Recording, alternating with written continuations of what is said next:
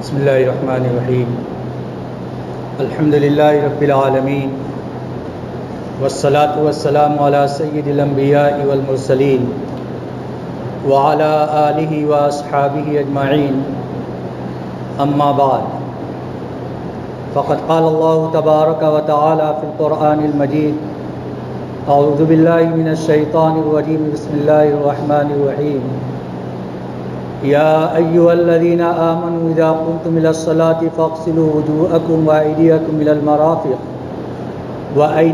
المرافق وامسحوا برؤوسکم وارجلکم الى الکعبین وقال النبی صلی اللہ علیہ وسلم ان امتی یدعون یوم القیامة غرا محجلین بآثار الوضوء فمن استطاع منکم ان یطیل غرته فلیفعل صدق اللہ العلی العظیم وصدق رسولہ النبی الکریم۔ محترم بزرگوں اور عزیز ساتھیوں،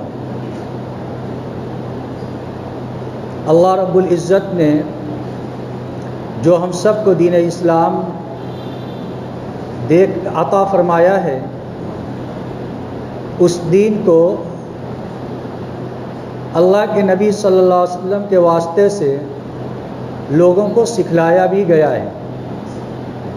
چنانچہ عملاً اللہ کے نبی صلی اللہ علیہ وسلم لوگوں کے لیے معلم تھے، یعنی دین کو سکھلانے والے تھے، بتلانے والے تھے، اور دینی احکامات میں جو صحیح چیزیں ہیں ان کی جانب رہنمائی کرنے والے تھے۔ اللہ رب العزت نے جو احکامات ہمارے اوپر فرض فرمائے ہیں، ایسا نہیں کہ ہم ان کو جیسے چاہیں ویسے ادا کر لیں، اللہ رب العزت کے یہاں وہ قابل قبول ہوگا، بلکہ اس کی قبولیت کے لیے کچھ شرائط ہیں، کچھ چیزیں ہیں جن کی بنیاد پر وہ عمل ہمارا صحیح ہوتا ہے۔ اگر وہ چیزیں نہیں پائی جائیں گی تو وہ عمل صحیح نہیں ہوگا، بلکہ اس عمل کو دوبارہ کرنا ہمارے لیے ضروری ہوگا۔ اسی لیے اتنا علم حاصل کرنا ہر ایک کے لیے ضروری ہے، جس کے ذریعے سے وہ فرائض، واجبات اور ضروری اسلامی تعلیمات کو حاصل کر سکے۔ ایسا کرنا ہر ایمان والے کے اوپر ضروری ہے اور اس کو حاصل کرنا چاہیے۔ اللہ کے نبی صلی اللہ علیہ وسلم کے زمانے کے اندر بذات خود اللہ کے نبی صلی اللہ علیہ وسلم موجود تھے۔ صحابہ کرام کو کوئی مسئلہ پیش آتا، فوراً اللہ کے نبی صلی اللہ علیہ وسلم کے پاس جاتے اور اس مسئلے کے متعلق دریافت فرماتے۔ آپ علیہ الصلوۃ والسلام اس کا جواب مرحمت فرماتے۔ حج کے موقع پر اللہ کے نبی صلی اللہ علیہ وسلم ایک جگہ خیمہ زن تھے، صحابہ کرام رضوان اللہ علیہم اجمعین۔ وہ پہلا حج حضور اکرم صلی اللہ علیہ وسلم کی معیت کے اندر ہو رہا تھا، اور آپ نے اس کے بعد کوئی حج نہیں فرمایا۔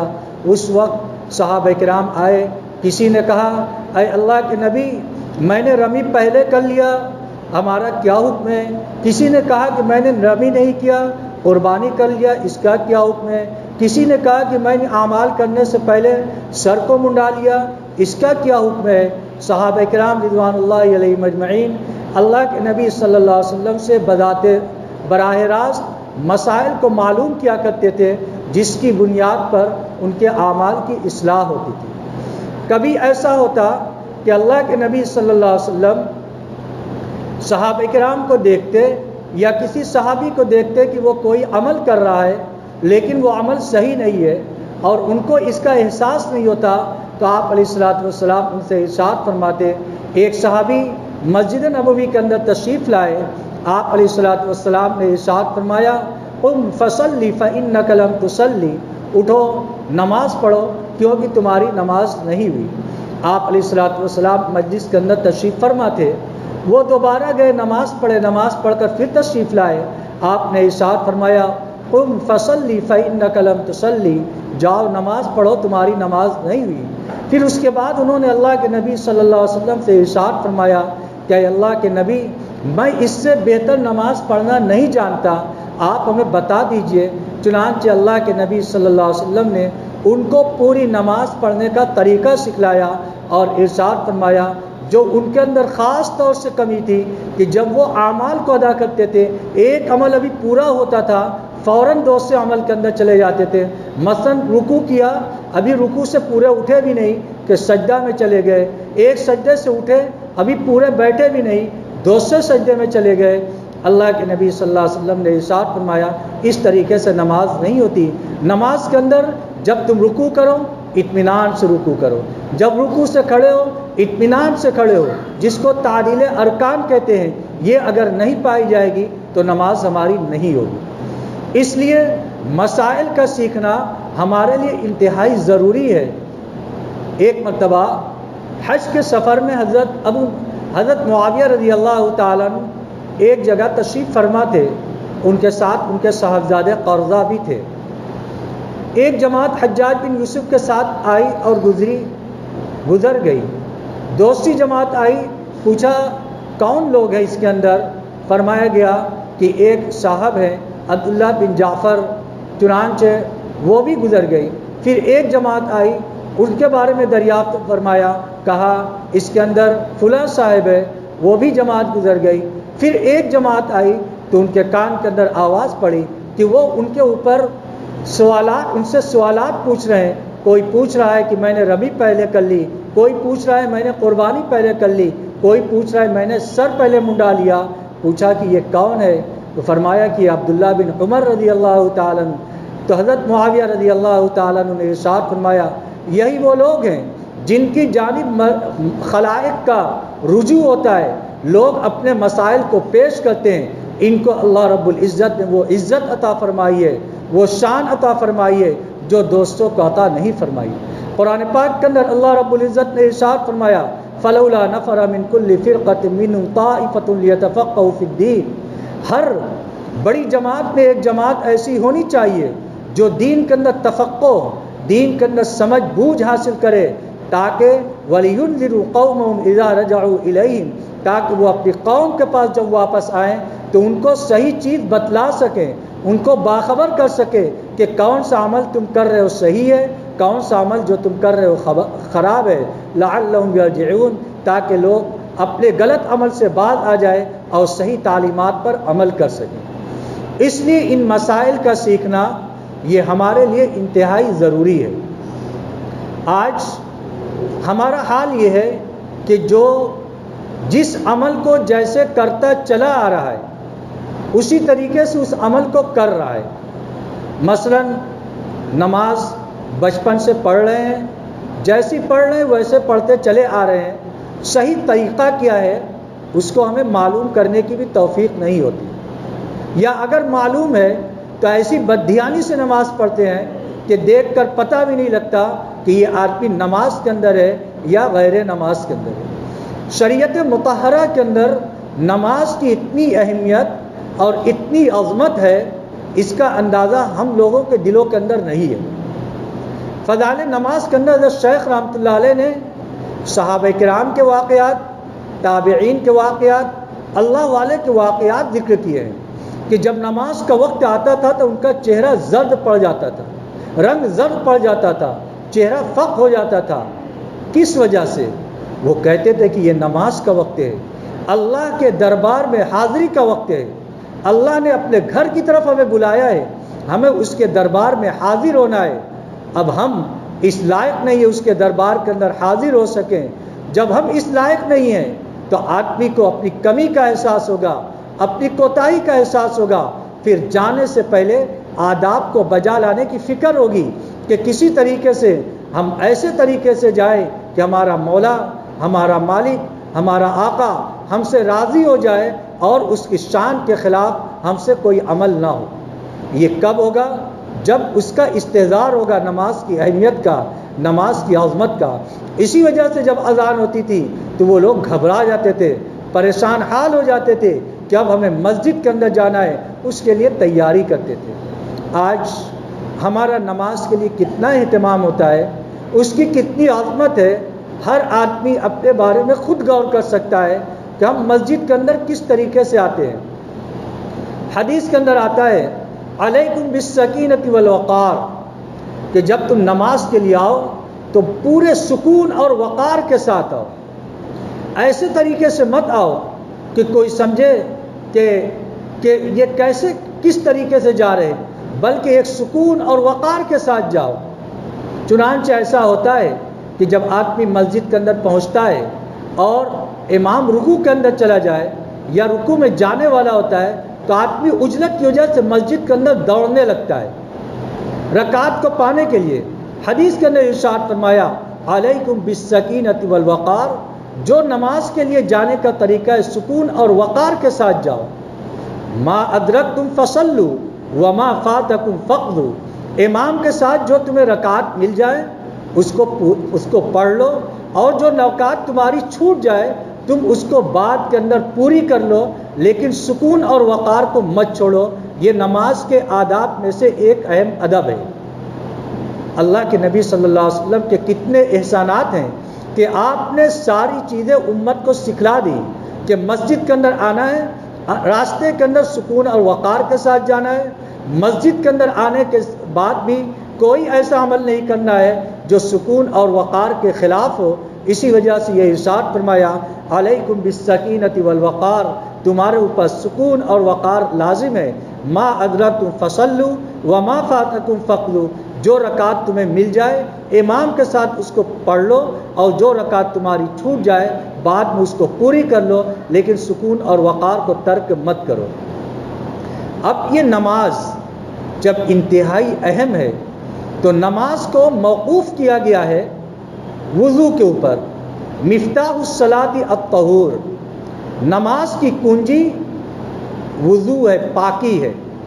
لا تقبل صلاۃ بغیر طہور او بغیر وضوء، کوئی بھی نماز بغیر وضو کے یا بغیر پاکی کے قبول نہیں ہوتی۔ لہذا نماز کے لیے وضو شرط ہے۔ اگر وضو نہیں ہے تو ہماری نماز صحیح نہیں ہوگی۔ اگر وضو کیوں؟ اس لیے کہ نماز وضو کے اوپر موقوف ہے، لہذا نماز کی صحت سب سے پہلے وضو کے صحیح ہونے کے اوپر موقوف ہے۔ کیا ہمارا وضو صحیح ہوا یا نہیں ہوا، اس کو بھی ہمیں جانچنے کی ضرورت ہے۔ جب وضو اتنی اہم چیز ہے کہ اس کے اوپر نماز موقوف ہے تو ظاہر سی بات ہے کہ ہمیں دھیان دینا پڑے گا کہ وضو کا عمل بھی ہمارا صحیح ہوا یا نہیں۔ حضرات صحابہ کرام رضوان اللہ علیہم اجمعین وضو کو کتنی اہمیت دیتے تھے، اور آج ہمارے نزدیک وضو کا عمل کتنا غیر اہم ہے۔ اس کے درمیان فرق دیکھیے۔ حضرت عثمان غنی رضی اللہ تعالی جو خلیفہ ثالث ہے اور ان کا بڑا مقام ہے، ایک صاحب سے ارشاد فرمایا جاؤ پانی لاؤ۔ پھر اس کے بعد جب وہ لوٹے کے اندر پانی لے کر آئے تو آپ نے وضو کیا۔ وضو کے اندر تمام اعضاء کو 3 مرتبہ دھلا اور مسح 1 مرتبہ کیا۔ پھر اس کے بعد ارشاد فرمایا ھذا کان وضوء رسول اللہ صلی اللہ علیہ وسلم، اللہ کے رسول صلی اللہ علیہ وسلم کا وضو اسی طریقے سے ہوتا تھا۔ دیکھیے صحابہ کرام حضور صلی اللہ علیہ وسلم کے وضو کو دوسرے کو سکھلاتے تھے کہ اللہ کے نبی صلی اللہ علیہ وسلم وضو اس طریقے سے فرماتے تھے۔ ایک صورت یہ ہوتی تھی کہ آپ زبانی بتا دیتے کہ ایسے ایسے وضو کرو، لیکن آپ نے عملاً کر کے دکھلا دیا کہ اس طریقے سے وضو کرو۔ اللہ کے نبی صلی اللہ علیہ وسلم وضو اس طریقے سے فرماتے تھے۔ اور اگر وضو کے اندر کوئی عمل پورا نہ ہو اور ہمارا کوئی عمل کوئی عضو خشک رہ جائے تو اس سے ہمارا وضو نہیں ہوگا۔ جب وضو نہیں ہوگا تو ہماری نماز نہیں ہوگی۔ اللہ کے نبی صلی اللہ علیہ وسلم کے زمانے کے اندر ایک سفر کے اندر تھے، جاڑے کا موقع تھا، صحابہ کرام میں سے بعض لوگوں نے وضو کیا اور وضو کرنے کے بعد ان کی ایڑیاں خشک رہ گئیں۔ ظاہر سی بات ہے کہ جب پورا پیر بھیگا ہوا ہو اور کچھ سوکھا رہے گا تو وہ چمکے گا۔ تو آپ علیہ الصلوۃ والسلام نے ارشاد فرمایا ویل للعقاب من النار، ویل للعقاب من النار، ویل للعقاب من النار، ان لوگوں کے لیے جہنم کی ہلاکت ہے، جہنم کا عذاب ہے جن کی ایڑیاں وضو کے اندر خشک رہ جاتی ہیں۔ ان لوگوں کے لیے جہنم کا عذاب ہے جن کی ایڑیاں وضو کے اندر خشک رہ جاتی ہیں۔ 3 مرتبہ اللہ کے نبی صلی اللہ علیہ وسلم نے یہ ارشاد فرمایا۔ عام طور سے جاڑے کے مہینے کے اندر جسم خشک رہتا ہے، پانی پہنچانے کے لیے محنت کرنی پڑتی ہے، لیکن اس وقت ایسا ہوتا ہے جسم کے اوپر آدمی پانی بہا لیتا ہے، سوچتا ہے ہمارا وضو ہو گیا، اگر خشک رہ گیا تو وضو نہیں ہوا، جب وضو نہیں ہوا تو آگے پڑھے جانے والی ہماری نماز نہیں ہوئی۔ اب سوچئے، یہ تو دنیاوی اعتبار سے ہے، اخروی اعتبار سے وضو کی کتنی اہمیت اور کتنی عظمت ہے، کبھی ہم اس کا استحضار کریں۔ اللہ کے نبی صلی اللہ علیہ وسلم نے حدیث کے اندر ارشاد فرمایا، ان امتی یدعون یوم القیامۃ غرا محجلین، کہ میری امت قیامت کے دن لائی جائے گی اس طریقے سے کہ ان کے پیشانی اور ٹخنے یہ چمک رہے ہوں گے، اعضائے وضو چمک رہے ہوں گے، پھر بآثار الوضو، وضو کے آثار کی وجہ سے، یعنی قیامت کے دن اس طریقے سے امت کو لایا جائے گا کہ ان کے اعضائے وضو جن اعضاء کو وضو کے اندر دھوتے تھے وہ چمک رہے ہوں گے، کس کی وجہ سے؟ اور اللہ کے نبی صلی اللہ علیہ وسلم اس کے ذریعے سے اپنی امت کو پہچان لیں گے۔ ایک حدیث کے اندر آتا ہے، اللہ کے نبی صلی اللہ علیہ وسلم نے صحابہ کرام سے ارشاد فرمایا کہ حشر کے میدان کے اندر جب مجھے اجازت دی جائے گی تو سب سے پہلے سجدہ کے اندر میں جاؤں گا، اور سب سے پہلے سجدہ سے سر کو اٹھانے کی مجھے اجازت ہوگی۔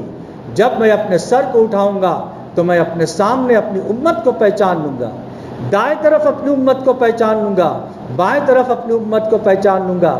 صحابہ کرام رضوان اللہ علیہم اجمعین نے پوچھا کہ اولین سے آخرین تک کا اجتماع ہوگا، آپ اپنی امت کو کس طرح پہچانیں گے؟ اتنے لوگوں کا ازدحام، اس میں آپ اپنی امت کو کس طریقے سے پہچانیں گے؟ اللہ کے نبی صلی اللہ علیہ وسلم نے ارشاد فرمایا کہ کبھی تم نے ایسا دیکھا ہے کہ بہت سارے گھوڑے ہوں اور سارے گھوڑے کالے ہوں، گھوڑوں کا جھنڈ لگا ہوا ہو، بہت سارے گھوڑے ہیں، سارے گھوڑے کالے ہیں، لیکن کچھ گھوڑے اس میں ایسے ہیں جن کے پیشانی اور جن کے قدم سفید ہیں، تو کیا وہ ان کے درمیان پہچانا جائے گا یا نہیں پہچانا جائے گا؟ صحابہ کرام نے ارشاد فرمایا کہ وہ گھوڑے ان کالے گھوڑوں میں الگ ہو جائیں گے۔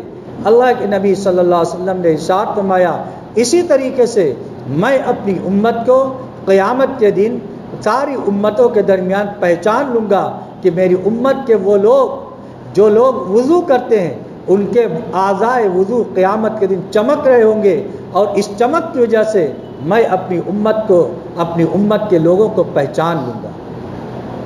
دیکھیے کتنا بڑا اجر ثواب جو اس پر ملے گا، وہ تو ملے گا، اس کے علاوہ حشر کے میدان کے اندر ہمارے آقا و مولا حضرت محمد صلی اللہ علیہ وسلم ہمیں اعضائے وضو کے چمکنے کے ذریعے سے پہچانیں گے۔ یہ اس وقت ہوگا جب ہم نماز کے لیے وضو کریں گے، اور جو آدمی نماز نہ پڑھے تو ظاہر سی بات ہے کہ جو نماز نہیں پڑھے گا وہ وضو نہیں کرے گا، اور جو وضو نہیں کرے گا اس کے اعضائے وضو قیامت کے دن چمکیں گے نہیں، اور جس کے اعضائے وضو قیامت کے دن نہیں چمکیں گے اللہ کے نبی صلی اللہ علیہ وسلم اس کو نہیں پہچان سکیں گے۔ اسی وجہ سے ایک ایمان والا جو مسلمان ہوتا ہے، نماز پڑھنے والا ہوتا ہے، وہ وضو کرتا ہے اور وضو کے ذریعے سے اس کے اعضاء چمک رہے ہوتے ہیں۔ اس کی بنیاد پر اس کے نبی حضرت محمد صلی اللہ علیہ وسلم قیامت کے دن پہچانیں گے۔ اس لیے سب سے پہلے ہمیں وضو کو سیکھنے کی ضرورت ہے کہ ہمیں وضو کے اندر کیا کیا کرنا ہے، کون کون سی چیزیں وضو کے اندر فرض ہیں اور کون کون سی چیزیں وضو کے اندر سنت ہیں، تاکہ ہمارا وضو صحیح ہو۔ جب یہ ہمارا عمل صحیح ہوگا تو آگے نماز کا عمل صحیح ہوگا، جب ہماری نماز صحیح ہوگی تو پھر اس کے بعد ہماری ساری چیزیں درست ہوں گی۔